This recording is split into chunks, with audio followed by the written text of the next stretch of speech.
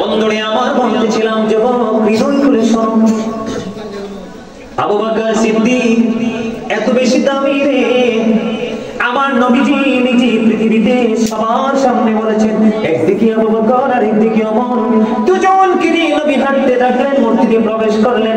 আমার নবী বললেন, দেখো রে, আজকে দুইজন আমার যেমনি ভাবে আমার দুই পাশে, ঠিক কাল কিয়ামতের দিন তোমরা দেখতে পাবে দুইজন আমার দুই পাশে থাকবে, তাদেরকে নিয়ে জান্নাতে যাব। সেই আবু বকর তোমাদেরকে শিক্ষা দেওয়ার জন্য বন্ধু বলছি, হাদিসের রাবী হলেন হযরত আবু হুরায়রা।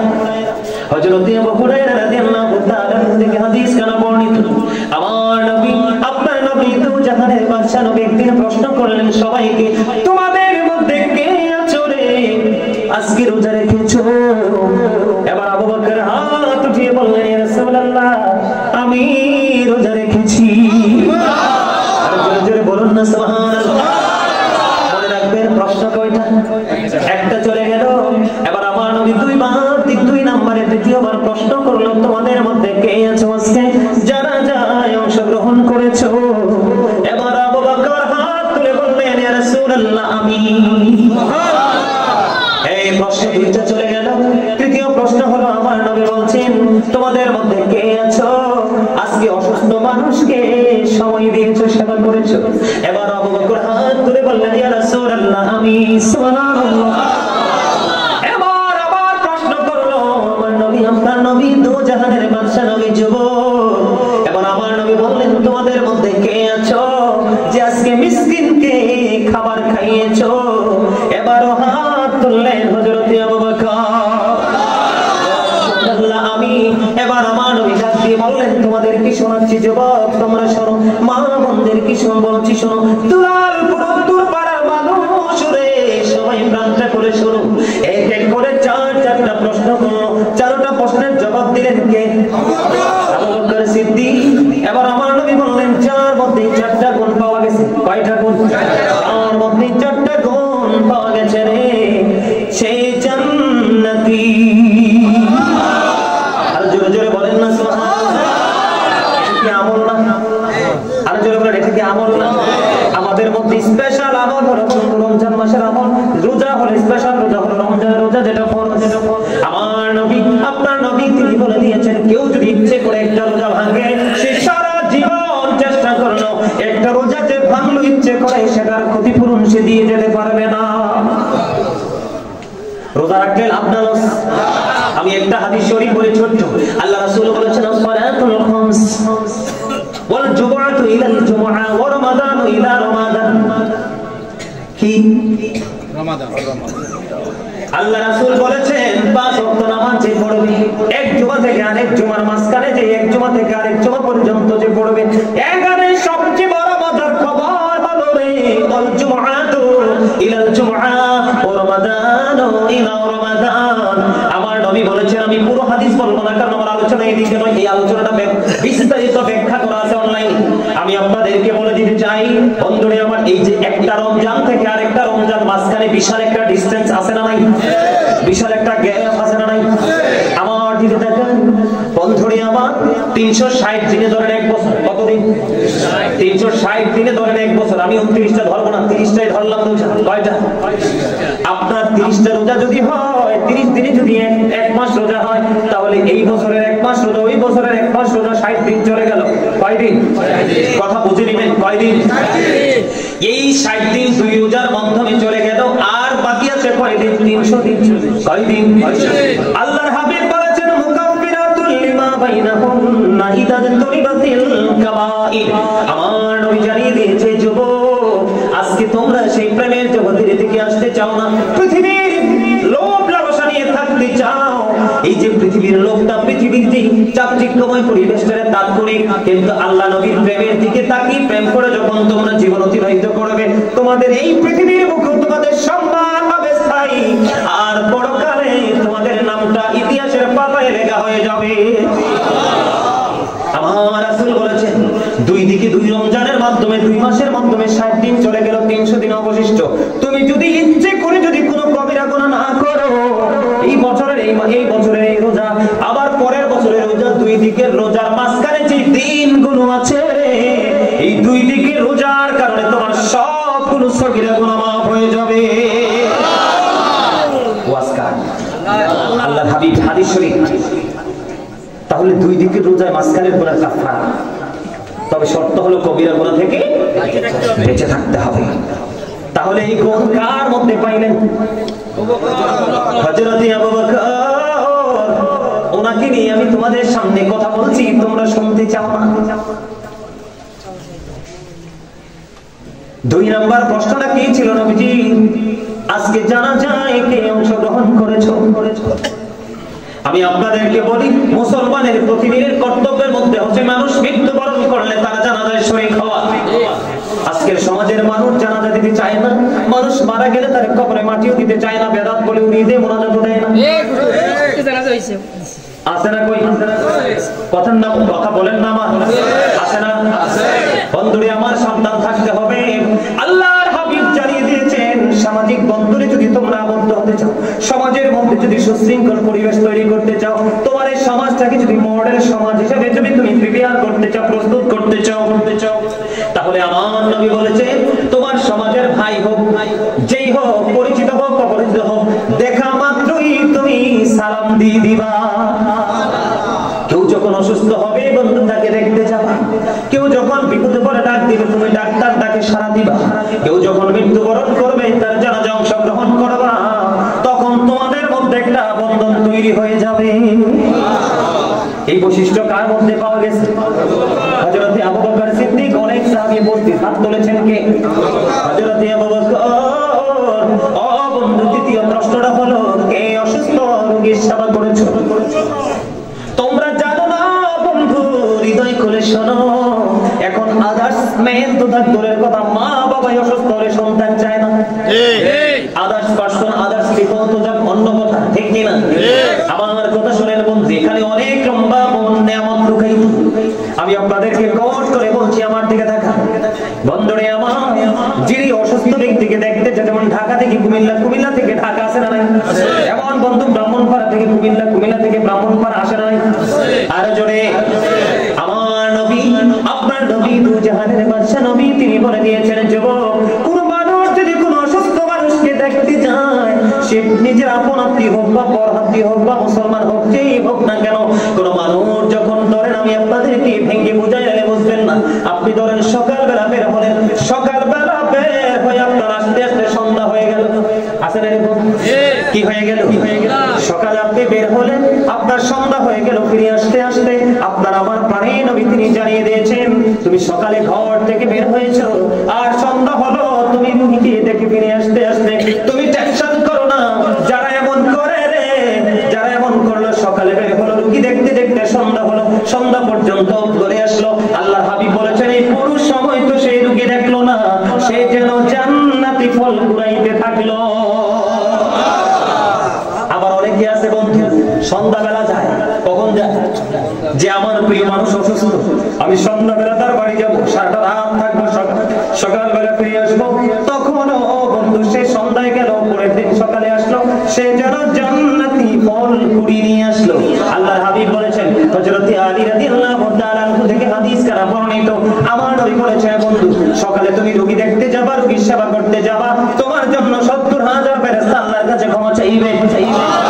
আবার যখন বিকেলে বের হবা, পরের দিন সকাল পর্যন্ত ফিরে না আসা পর্যন্ত তোমার জন্য 70,000 ফেরেশতা আল্লাহর কাছে মাগফিরাত কামনা করবে। এই গুণ পাওয়া গেল কার কাছে? হযরতে আবু বকর সিদ্দিক রাদিয়াল্লাহু তাআলা আনহুর কাছে। জোরে জোরে বলুন সুবহানাল্লাহ। বন্ধুরে আমার দিকে দেখা, আল্লাহর কাছে প্রিয় হলো, পরিচিত হোক অপরিচিত হোক, মুসলমানকে দেখা মাত্র সালাম দিয়ে দেওয়া আর মানুষকে তৃপ্তি সহকারে খাওয়ানো। আল্লাহ নবী প্রশ্ন করলেন, কে আছো রে, মিসকিনকে খাইয়েছো? আবু বকর দুইটা হাত তুলে বললেন, ইয়া রাসূলুল্লাহ, আমি আছি বন্ধু। এটার ফজিলত কি, বরকত কি আমি আপনাকে বলি। আল্লাহর হাবিবের কাছে একদিন পথিক আসলো, এসে খাবার চাইলেন, আল্লাহর হাবিব তার স্ত্রীর কাছে পাঠালেন। কার কাছে? স্ত্রীর কাছে যখন পাঠালেন, তিনি ভিতর থেকে খবর পাঠিয়ে দিলেন, ইয়া রাসূলুল্লাহ, ইয়া হাবিবাল্লাহ, নবী গো, ও নবী, আমার ঘরে পানি ছাড়ার কোনো কিছুই নাই। আল্লাহু আকবার। তারপরে বন্ধু শর্ট করে বলছি, তারপরে কি করলেন? বললেন, কে আছে? সাহাবায়ে কেরামদেরকে নবী নবীজি বললেন, কে আছো রে আজকে এই মেহমানকে একটা রাত্রের জন্য মেহমানদারি করবে? এবার এক আনসারী সাহাবী হাত ধরলেন, ওনার কাছে দায়িত্ব দিয়ে দিল। ওনার ঘরে মাত্র ছোট্ট বাচ্চার খাবার কার? এই এই তোমার এত কথা কিসে? হ্যাঁ দাঁড় করাই এখন। ছি ছি ছি ছি ছি ছি, আমিও তোমার মতো এরকম ছিলাম। যখন এলাকায় মাহফিল হতো, এখনকার মতো তো ঘন ঘন মাহফিল হয় না, হয়? আপনারা যুগে কিরকম মাহফিল হইতো? অনেক 2-3 গ্রাম 4-5 গ্রাম মিলে কিন্তু একটা মাহফিল হতো। তখন সবার আগে যাইতাম মাহফিল, যাই হুজুর যেখানে বসবো চেয়ারটার কাছে বসতাম।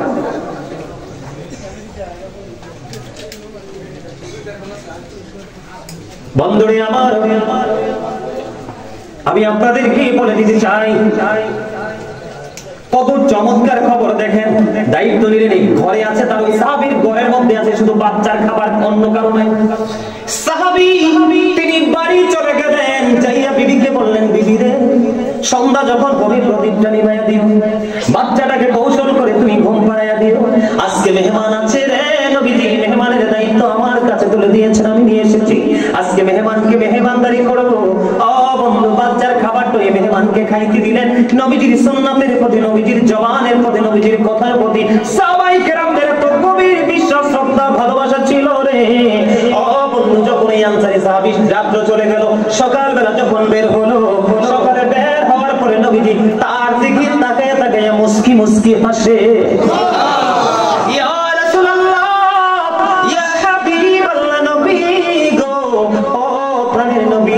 আল্লাহ রাব্বুল আলামিন এবার আল্লাহর হাবিব জানিয়ে দিলেন, ওই সাহাবীকে জানিয়ে দিলেন, মুস্কি মুস্কি হাসির কারণ তিনি জানতে চাইলেন। আল্লাহর হাবিব জানিয়ে দিলেন, কালকে যে তুমি মেহমানের সাথে যে আচরণটা করেছো, ওই পথিককে তুমি খাইয়ে দিয়েছো, ক্ষুধার্তকে তুমি তৃপ্তি সহকারে খাইয়ে দিয়েছো, তোমার এই আচরণে আমার আল্লাহ অনেক বেশি খুশি হয়েছে। এই কারণে নবীজির চেহারার মধ্যে ফুটে উঠেছে মিষ্টি হাসি। এই বৈশিষ্ট্য কার মধ্যে? হযরত আবু বকর সিদ্দিক রাদিয়াল্লাহু তাআলা আনহুর মধ্যে। বন্ধু, এই জন্য বলেছি বন্ধু, তুমি কোন পূর্বসূরি আইমায়ে-কেরামকে ফলো করতে হবে, যারা আল্লাহ রাসূলের প্রেমে পাগল হয়ে নিজের জীবনকে কুরবানি করেছে, তাদের প্রেমে পাগল হয়ে যাবে। তখনই তুমি আল্লাহর প্রদত্ত নূরের জ্যোতিতে বিরাজ করতে পারবে। তোমার মৃত্যু এবং জীবনের মধ্যে কোনো পার্থক্য থাকবে না। আল্লাহর হাবিব জানিয়ে দিয়েছেন, আল্লাহ বলেছেন, আমার প্রিয় লোকেরা মরতে চায় না, আর আমি আল্লাহ তাদেরকে দুনিয়ায় রেখে কষ্ট দিতে চাই না। মানুষকে মরতে চায়, তার এই প্রশ্নের উত্তর দিলেন কে? আল্লাহ। তারা মরতে চায় না, আর আল্লাহকে আমি তাদেরকে পৃথিবীতে রাখতে চাই না, কারণ পৃথিবী তাদেরকে কষ্ট দিবে।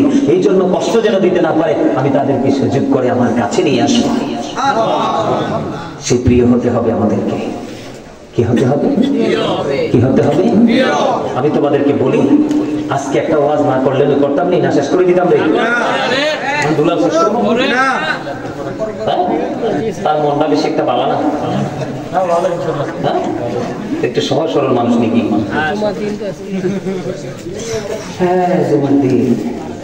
আরে জুমা মুসল্লিরা সবার পরে না যায়, কোন সময় যায়? আরে কোন ওয়াজ করবো তোমরা? কোন ওয়াজ করবো? সমস্ত অঙ্গে ব্যথা, মলম কোথায় দিব? সমস্ত বডিতে ব্যথা না আমাদের? আমি বলি, জি জুমার দিন আমরা কত বেয়াদব, আমরা কত বেয়াদব। জুমার দিন আল্লাহ রাসূল বলছেন, যে সবার আগে যাবে এবং সবার পরে বের হবে। কি হবে? যিনি সবার আগে যাবে এবং সবার পরে বের হবে, আল্লাহ রাসূল বলেছেন, তার বাড়ি যাইতে বের হয়ে যতগুলো কদম লাগবে, মানে যতটা কাই, আমরা আঞ্চলিক ভাষা বাঙালি কি বলি? কাই। যতগুলো কাইক দিবা, প্রত্যেকটা কাইকের বিনিময়ে তোমার আমলনামায় 1 বছরের নফল ইবাদতের সওয়াব। আজকে সেই অর্থ উপার্জনের লোক কি আমাদের মধ্যে আছে? তোমরা যারা সবার পরে যাও, তোমাদের ক্ষতিটা আমি বলছি কোনটা। তোমরা যারা সবার পরে যাও জুমার নামাজে, তাদের ক্ষতি, মুরব্বী হোক, যুবক হোক, যেই হোক, ক্ষতিটা কি হচ্ছে? ইমাম সাহেব যখন খুতবা দেওয়ার জন্য মিম্বরে দাঁড়ায়, কোথায়? মিম্বরে যখন খুতবা দেওয়ার জন্য মিম্বরে যখন ইমাম সাহেব দাঁড়িয়ে যায়, তখন যেই ফেরেশতারা জান্নাতের বাগান বাইতুল্লাহর দুপাশে দাঁড়িয়ে মুসল্লিদের রোল নাম্বার অনুযায়ী সিরিয়াল মেইনটেইন করে, যখন ইমাম সাহেব খুতবানি, মনে রাখবে, যখন ইমাম সাহেব খুতবানি মিম্বরে দাঁড়িয়ে যায়, তখন কিন্তু তোমাদের নামটা কিন্তু ফেরেশতাদের এই পবিত্র খাতায় নামটা ওঠে না। নাউজুবিল্লাহ বলবো না? কি হয় না? ওঠে না। বলে হুজুর কি বললেন? হ্যাঁ বলছি তো। কি হয় না সেই নামটা তোমাদের খাতায় ওঠে না? কেন ওঠে না? রহস্য কোথায়? না ওঠার পিছনে কারণ কি? খুতবা শোনাটা এতটাই গুরুত্বপূর্ণ, খুতবা চলাকালীন একজন যদি কথা বলে তাকে চুপ করো, এই শব্দটা পর্যন্ত উচ্চারণ করা যাবে না। তুমি তাকে কন্ট্রোল করতে হবে, এভাবে ইশারাই করতে হবে, মাইন্ড করে কিভাবে করতে হবে? তাকে সাপোর্ট এইভাবে দিতে হবে, অথবা তোমার তার বডিটা যেদিক দিয়ে টাচ করা যায় এভাবে ইশারা দিতে হবে, অথবা চোখে চোখে পড়লে। কিন্তু চুপ করো এই শব্দটাও ইউজ করা যাবে না। খুতবা শোনাটা এতটা জরুরি আমাদের জন্য, এটা এতটাই গুরুত্বপূর্ণ। তারা আসমান ছেড়ে জমিনে আসছে আল্লাহর প্রিয় লোকেদের রোল নাম্বার অনুযায়ী তাদের সিরিয়াল মেইনটেইন করার জন্য। কিন্তু দুর্ভাগ্যবশত তারা যদিও নামাজ পড়তে গেছে মসজিদে, তাদের নামটাই খাতায় উঠলো না। কেন উঠলো না? যখন ইমাম সাহেব খুতবা দেওয়ার জন্য দাঁড়িয়ে যায় তখন ফেরেশতারা তাদের নোটবুকটাকে ক্লোজ করে তারাও ইমাম সাহেবের খুতবা শোনার জন্য দাঁড়িয়ে যায়। আজকে সেই খবর কি আমাদের আছে? আমরা খাবারের ক্ষেত্রে অত্যন্ত ভালো খাবারটা খাই, কিন্তু আমলের ক্ষেত্রে একবারে লাস্ট জিরোটা, ঠিক না? কোনটা? আরো জোরে কোনটা? জিরোটা না? আমরা কি আসলে বুদ্ধিমান নাকি বুদ্ধিহীন? আরো জোরে। আমি তোমাদেরকে আজকে বলে যাই, সম্মানিত উপস্থিতি, তোমরা বড় লোকের ছেলে মেয়েদের সাথে কম মিশবে। কার সাথে? কার সাথে? বড় লোকের ছেলে অথবা মেয়েদের সাথে। এটা আমার কথা না, তোমরা চাইলে আমি প্রুফ আছে আমার কাছে, আমি সবসময় সঙ্গে রাখি। অনেকের এটা গায়ে লাগতে পারে। কেন বলছি জানো? আল্লাহ রাসূল বলেছেন অবিবাহিত যুবতী নারী যেমন ফিতনা, বড় লোকের ছেলেরাও তেমন ফিতনা। অবিবাহিত ছেলেদের চাইতে অবিবাহিত যুবতী মেয়েদের চাইতেও অনেক বড় ফিতনা হলো বড় লোকের ছেলেরা, মেয়েরা। তাদের সাথে তোমরা কি করো না? কথা বসা করো না, চলাফেরা করো না। কারণ তারা ইসলাম, আইন, কোরআন, হাদিসের কোনো তোয়াক্কা করে না। তারা তাদের ক্ষমতাকে প্রয়োগ করে দেদারসে তারা অন্যায়, অপরাধ, জিনা ব্যভিচার করেই যাচ্ছে।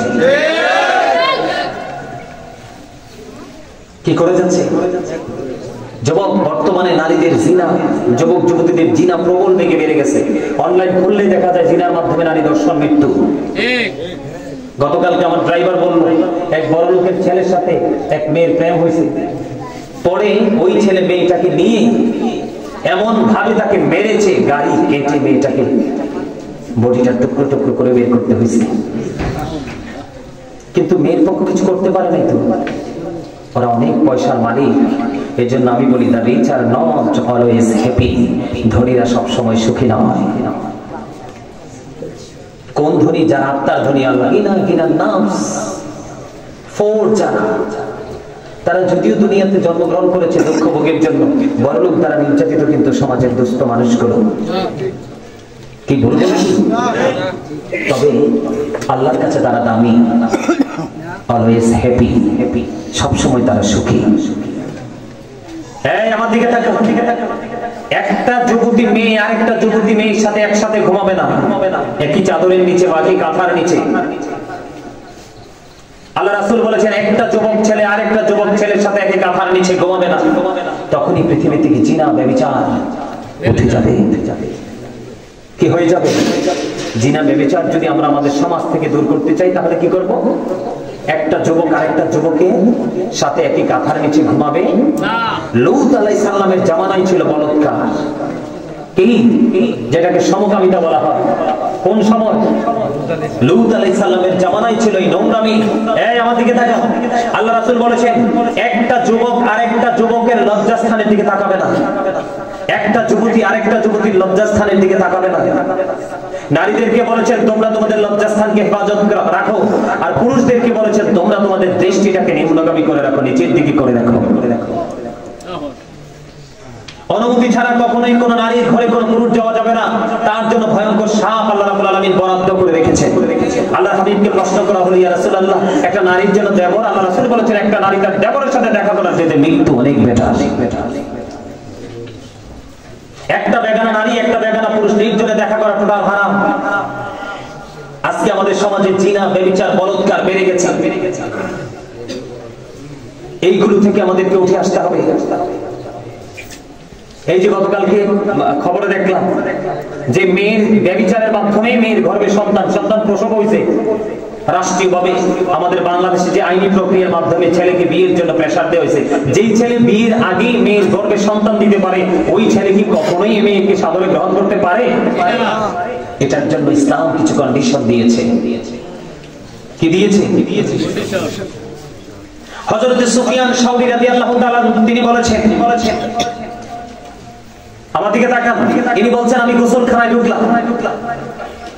যখন আমি গোসলখানায় ঢুকলাম তখন দেখলাম আমার গোসলখানার মধ্যে ফুটফুটি স্মার্ট একটা যুবক, আমার একটা ছেলে আমার রুমে গোসলখানায় ঢুকে গেল। আমি তখন বারবার ডেকে বলছি তাকে আমার কাছ থেকে নিয়ে যাও, কারণ একটা মেয়ের সাথে থাকি, একটা নারীর সাথে থাকি একটা শয়তান, আর একটা বালকের সাথে থাকি কমপক্ষে 10টা শয়তান। কয়টা শয়তান? আমি বলে দিই আপনাদেরকে, ফুটফুটে যদি কারো সন্তান থাকে, সুন্দর ছেলে হোক বালক হোক, এটাকে কিন্তু প্রাপ্তবয়স্ক যুবক থেকে নিরাপদে রাখতে হবে। আমার কথা কি আপনারা বুঝেন? কথা বুঝতে পারছেন? প্রত্যেকটা বাবা মা তার সন্তানদের পৃথিবীর সমাজের মানুষের কাছে বলে অমুকের ছেলেটা বড় হয়ে গেছে, কিন্তু পিতা মাতার কাছে কখনোই ছেলেটা বড় নয়। প্রত্যেকটা পিতামাতাকে বলবো প্রত্যেকটা পিতামাতা তার সন্তানের দায়িত্ব যত্ন সহকারে পালন করা উচিত। আর আমরা সন্তান হিসেবে ঈশ্বর কবি আওয়ার প্যারেন্টস, আমাদের প্রত্যেকের উচিত আমাদের পিতামাতাকে মান্য করা। এবার আসো, আমি কেন বললাম মানুষকে হত্যা করা কবিরা গুনাহ?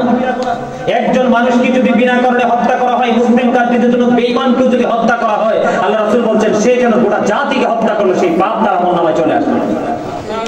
সে জান্নাতে যাওয়া তো থাক দূরের কথা, জান্নাতের গ্রামও পাবে, অথচ জান্নাতের গ্রাম 500 বছরের দূর থেকে পাওয়া যায়। সুবহানাল্লাহ, কোত্থেকে পাওয়া যায়? আমি বলি মানুষকে হত্যা করা যাবে না, কিন্তু আল্লাহ রাসূল বলেছেন হাদিস শরীফের মধ্যে এসেছে, বিয়ে করার পরেও যে নারী এবং পুরুষ জিনায় ব্যভিচার জিনায় লিপ্ত থাকে, উম্মত আমি অর্ডার করলাম তাকে সাথে সাথে হত্যা করে ফেলো। কি করে ফেলো? আর এখন আমাদের দেশে জিনা ব্যবচার করলে ঘুষ খাই এটাকে বৈধ করতে চায়। কেন? ওই যে বিবেক, ওই যে দিনের শিক্ষা, দিনের বিবেক, কোরআন হাদিসের সঠিক যে সাজেশন আমাদের বেজে নাই, তো আমরা ফয়সালা দিব কোথা থেকে? Characterless people will come in national power. চরিত্রহীন লোক যাবে জাতীয় ক্ষমতায়, আজকে সেটা বাস্তবায়ন হয়ে যাচ্ছে। ঠিক কিনা বলে?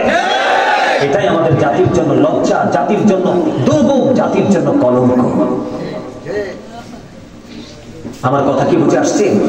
আমি মা বোনদেরকে বলবো, চাচাতো ভাই হোক, জ্যাঠাতো ভাই হোক, যাই হোক, আপন স্বজন যেই হোক, কোন ছেলের সাথে 5 মিনিট জন্য কথা বলতে দেওয়া যাবে না। মেয়ে স্কুলে গেলে তাকে প্রয়োজন হলে তাকে সঙ্গী দিয়ে দিতে হবে, ছেলে স্কুলে গেলেও তাকে পাহারায় পাঠাতে হবে। কারণ বালক এবং বালিকা, যুবক এবং যুবতী, ওদের দুজনকেই কিন্তু শয়তান খারাপ কাজের জন্য বারবার অনুপ্রেরণা যোগাইতে থাকে। কারণ যেখানে একজন অপরিচিত মেয়ে, যেখানে একজন অপরিচিত পুরুষ, এখানে মনে করতে হবে থার্ড পারসন শয়তান। থার্ড পারসন কে? আমার কথা নয়, কার কথা? আমার কথা কিন্তু এগুলো মনে রাখতে হবে। আজকে আমাদের সেই শিক্ষা, আমাদের সেই না থাকার কারণে কিন্তু আমি আর আলোচনা করবো না, অনেক দেরি হয়ে গেছে। তোমরা যারা আমার কথা আজকে ভালো লাগছে তোমরা অনলাইন থেকে শুনবে, তবে সর্বশেষ একটু আলোচনা করে শেষ করে দিই। তবে এই জায়গাটা থেকে আমাদেরকে উঠে আসতে হলে তোমরা সবাইকে সচেতন হতে হবে। যুবক আমি তোমাদেরকে বলি, একটা যুবক এত বেশি আল্লাহওয়ালা ছিলেন, এত ফরজগার ছিলেন,